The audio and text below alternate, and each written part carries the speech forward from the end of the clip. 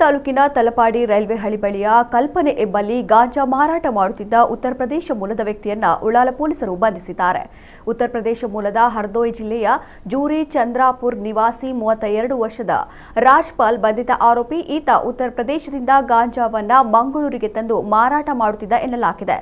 ಆರೋಪಿಯಿಂದ 21,000 ರೂಪಾಯಿ ಬೆಲೆ ಬಾಳುವ 425 ಗ್ರಾಂ ಗಾಂಜಾ, 650 ರೂಪಾಯಿ ನಗದು, ಒಂದು ಮೊಬೈಲ್ ಫೋನ್ ಹಾಗೂ ಇತರೆ ವಸ್ತುಗಳನ್ನು ಪೊಲೀಸರು ವಶಪಡಿಸಿಕೊಂಡಿದ್ದಾರೆ.